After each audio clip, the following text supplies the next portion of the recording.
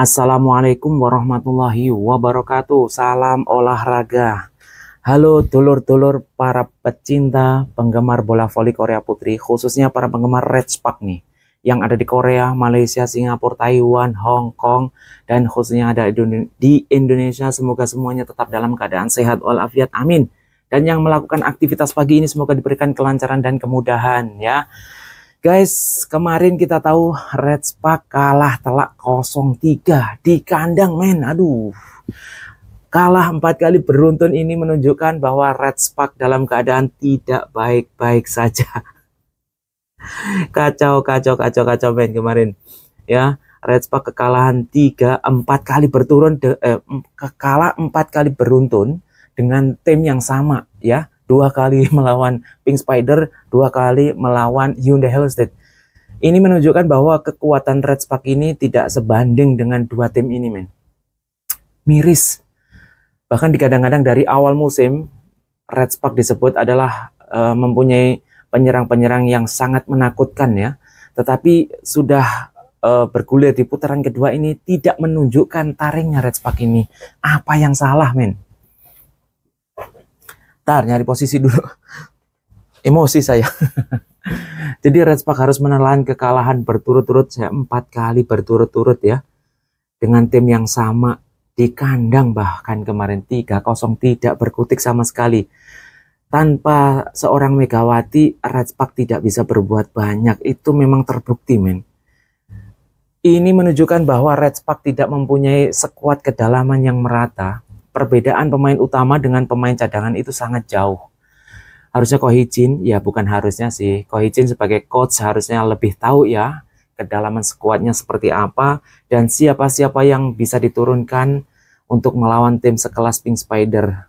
Ya kita tidak bisa dipungkiri, kita semua bisa melihat bagaimana kekuatan Pink Spider ya. Cara mereka bermain sangat atraktif ya, konsistensinya mereka sangat bagus. Pertahanan liberonya dan juga penyerangnya kedua sayap itu luar biasa. Belum lagi dibantu dengan middle blockernya. Kesalahan Red Spark kemarin kalau saya lihat itu kebanyakan tip ball dari Tutku Burki beberapa kali itu tidak bisa diantisipasi oleh pemain-pemain Red Spark. Saya tidak tahu men, apa yang terjadi dengan pemain Red Spark ini. 1, kehilangan konsentrasi. 2, tidak fokus. 3, sering melakukan kesalahan-kesalahan individu. 4, Bukilik juga melakukan smash-smash yang di luar atau apa ya. Ini kayak bukan Bukilik tahun lalu ya, waktu di high pass. Rasanya Megawati memang sangat mempengaruhi tim Red Spark ya. Kita tahu, saya juga baru tahu ya Red Spark Megawati cedera hamstring. Saya kemarin baru membaca setelah pertandingan, men. Kenapa saya nyari-nyari Megawati kok nggak ada? Ternyata saya baca di never.com ya. Ternyata Mbak Megawati mengalami cedera hamstring saat latihan ya. Jadi kalau memang cedera hamstring itu tidak bisa dipaksakan seperti apapun ya. Cedera hamstring itu memang terlihat tidak sakit, men. Tetapi itu buat jalan saja kalau kena tekanan sedikit saja sakitnya luar biasa, itu hamstring, men. Ya, kita tahu tanpa kehadiran seorang Mbak Megawati, Red Spark sangat kesulitan menghadapi Pink Spider dalam pertandingan kedua, putaran kedua kemarin ya. Tim Red Spark tidak mampu berbuat banyak saat bertanding melawan Pink Spider pada laga kedua putaran kedua Village kemarin ya, yang berlangsung padahal di kandang ya, markas daripada Red Spark sendiri. Kalau kita lihat para pemainnya ini, pengganti Megawati kemarin Lee Sin-woo ya. Kemarin ya sebenarnya pemain ini pemain timnas bagus juga, tetapi karena jarang diturunkan, chemistry antar pemain jadi belum dapat. Duetnya dengan Bukilik, dengan Pyo Seung-ju kayaknya sih belum dapat si Lee Sin-woo ini. Mungkin nextnya perlu dicoba terus. Kalau kita ngelihat tim-tim lain ya, seperti Hyundai, seperti Pink Spider itu sekuat kedalamannya merata, men. Siapapun yang diturunkan, tim ini nggak tergoyahkan. Istilahnya konsistensi para pemainnya itu luar biasa. Beda dengan Red Spark. Untuk bicara masalah juara, ya sekarang realistis ya. Bukannya pesimis sih, tetap optimis. Tetapi untuk beda dengan 13 poin dengan Pink Spider itu perbedaan angka yang cukup jauh ya, 13 poin. Bahkan yang paling ngeri nih men, Redspark jika tidak hati-hati atau tidak ada perubahan dalam hal konsistensi permainan, bisa saja disalib oleh bawahnya itu Expressway High Pass yang saat ini Kang Sowi sudah menemukan permainannya. Boleh dibilang Redspark ini lupa cara bermain, bukan lupa cara bermain, lupa caranya menang. Aduh, kacau. Dan kalau menurut kacamata saya ini, nggak tahu teman-teman ya, kacamata teman-teman. Kemarin itu pertandingan atau permainan Redspark paling buruk menurut saya selama putaran 1 bahkan putaran kedua di pekan kedua. Permainannya kacau balau. Defense, receive maupun blocking itu kacau balau men. Saya tidak tahu apa yang terjadi dengan para pemainnya ini. Kalau kita ngelihat sekilas Pink Spider bagaimana Bukilik melakukan spike, 3 pemain Pink Spider ini melakukan blocking dan itu berhasil men. Tetapi Redspark ini tidak melakukan seperti itu. Begitu Tuchku ataupun si Kim melakukan smash, kadang-kadang cuma satu yang memberikan blocking, yaitu si kalau nggak Park Eun-jin, si Jung Ho-young.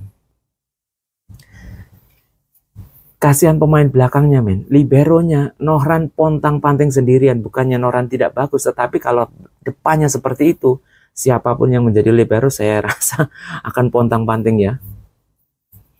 Dan itu menjadi catatan khusus untuk Ko Hee-jin. Di putaran kedua ini, pertandingan sisanya kan 4 kali ya. 4 kali ini tidak melawan 2 tim ini ya. Hyundai maupun Pink Spider tidak melawan 2 tim ini. Harusnya 4 tim ini harus bisa dikalahkan untuk terus menempel di posisi 4 besar. Kita realistis bicara untuk juara ataupun posisi atas ya. Minimal itu adalah bisa menyamakan dengan poin IBK Altos di posisi ketiga. Syukur-syukur bisa menyalip di posisi ketiga untuk mencapai playoff supaya bisa ke final. Tapi kalau untuk menyamakan kedudukan puncak klasemen sementara dengan 23 poin, beda 13 poin, bukan pesimis, tetap optimis, tapi itu berat. Minimal di posisi 3 aja. Ya syukur-syukur bisa menyamakan sampai puncak klasemen sementara ya. Karena pertandingan masih panjang. Nah, putaran ini baru putaran kedua. Siapa tahu di putaran ketiga, keempat, kelima, dan keenam, Redspark tidak terkalahkan, kan nggak ada yang tahu. Bisa saja seperti itu. Permainan Redspark kemarin, Redspark memulai set pertama itu dengan cukup baik, man. Bahkan mereka sempat unggul 5-1 ya. Ini mengulas atau mereview pertandingan kemarin, mereview pertandingan dari set pertama sampai set ketiga ya. Redspark memulai set pertama kemarin dengan cukup baik ya, bahkan mereka sempat unggul 5-1 atas Pink Spider kemarin ya. Namun seiring berjalannya waktu, Pink Spider berhasil mengejar ketertinggalan dan menyamakan kedudukan menjadi 10-10. Nah, pada titik ini situasi mulai tidak menguntungkan bagi Redspark. Akhirnya Pink Spider berhasil membalikkan keadaannya dan menutup set pertama dengan 25-16. Ini benar-benar luar biasa, 25-16, jauh banget. Dan set kedua men, dalam set kedua Redspark langsung tertinggal sejak awal pertandingan ya. Sementara itu Pink Spider berhasil memimpin dengan skor 2-5 kemarin. Itu awal pertandingan set kedua. Redspark sempat menyamakan kedudukan menjadi 7-7 dan kemudian berhasil berbalik unggul dengan 14-12. Namun sayangnya Redspark tidak mampu mempertahankan keunggulan tersebut. Jadi Pink Spider berhasil membalikkan keadaan lagi menjadi 16-18. Redspark terus berada di belakang dengan skor 20-22. Akhirnya Redspark tidak berhasil meraih kemenangan di set kedua ini. Kesalahan servis yang dilakukan oleh Jeong Suji ya, itu menjadi faktor yang mengakibatkan Pink Spider memenangkan set ini dengan skor 21-25. Jadi set kedua 21-25. Aduh, kacau kemarin itu ya. Dan Pink Spider memulai set ketiga dengan sangat baik. Ini konsistensi permainan Pink Spider ya. Yang Pink Spider sudah bisa disebut bermental juara ya. Mereka langsung mengambil alih permainan dengan keunggulan 1-5 men atas Redspark. Itu set ketiga di awal-awal. Namun tim tuan rumah mampu bangkit dan mendekatkan perolehan poin menjadi 9-10. Itu sebenarnya kemarin sudah dekat tuh, 9-10. Reds Park kemudian berhasil memimpin dengan skor 13-10. Udah memimpin nih kemarin tuh di set ketiga. Namun demikian ya, meskipun demikian Pink Spider tidak menyerah dan berhasil menyamakan kedudukan menjadi 16-16 tuh.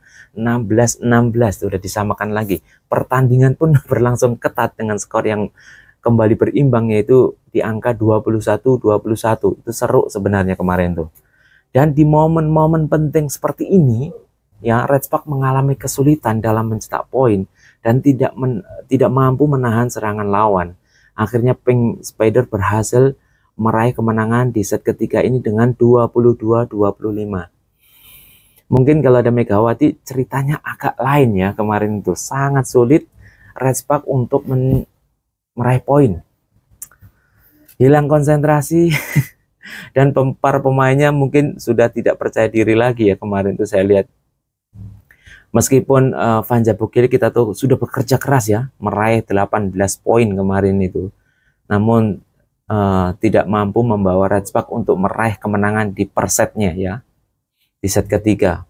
Dan Reds Park sendiri yang dipimpin oleh Ko Hee-jin berada di posisi yang sangat sulit saat ini ya, di posisi keempat dengan 3 kali kemenangan, 5 kali kekalahan, dan hanya memperoleh poin 10 di posisi keempat. Sementara di posisi ketiga itu poinnya 16, IPK Altos. Di posisi ke-6, di posisi kelima ada High Pass posisi yang poinnya 7, hanya beda 3 poin men. Kalau High Pass menang lagi bisa bahaya ini Reds Park ya.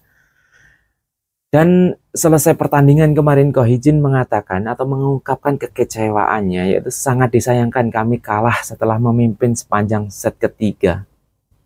Meskipun unggul, kami kehilangan poin mudah akibat kesalahan-kesalahan individu, terutama di set ketiga. Kami harus memperbaiki aspek tersebut bersama para pemain dan mempersiapkan diri yang lebih baik lagi. Jadi untuk nextnya, Ko Hee-jin katanya nih mau mempelajari lagi nih, mau belajar dari kesalahan dari yang pertandingan-pertanding. Tapi kemarin-kemarin juga seperti itu ya men ya. Setiap habis kalah ya seperti itu, akan mempelajari kesalahan-kesalahan pertandingan yang sebelumnya. Tetapi begitu pertandingan dimulai lagi ya seperti itu lagi. Terkait absennya Mega, kata Ko Hee-jin ya, kami sangat merasakan kekosongan ya.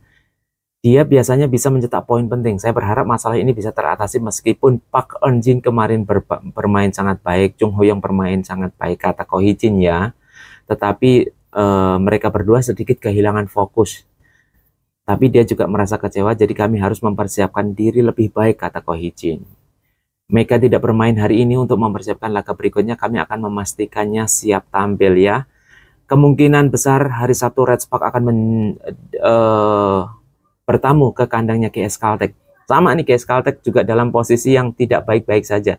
Semoga Reds Park bisa memanfaatkan momen ini. Tetapi Giselle Silva sudah main man, dan Stephanie Wheeler juga dalam on the track. Mungkin harapannya adalah semoga Mbak Megawati di pertandingan hari Sabtu nanti sudah bisa bermain ya men ya, sehingga bisa mengangkat mental para pemain Reds Park ini, kepercayaan para pemain Reds Park. Jangan lupa men, hari Sabtu pertandingan antar Reds Park melawan GS Caltech ya, di kandangnya GS Caltech. Semoga Megawati dan kawan-kawan sudah bisa bermain dan bisa memperbaiki kesalahan-kesalahan yang sebelumnya ya. Tetap fokus dan pertahanannya semoga lebih baik lagi. Oke guys, itu saja mungkin review pertandingan kemarin ya, update berita dari Headshots Mega pagi ini. Semoga teman-teman semuanya bisa menerima kekalahan ini ya. Semoga kita berdoa besok bisa menang lagi ya, dan bisa mengejar untuk posisi ketiga. Syukur-syukur bisa naik di posisi kedua. Kalau posisi 1 ya realistis ya, semoga aja bisa. Oke guys, itu saja kabar dari Headshots Mega pagi ini. Salam olahraga. Assalamualaikum warahmatullahi wabarakatuh.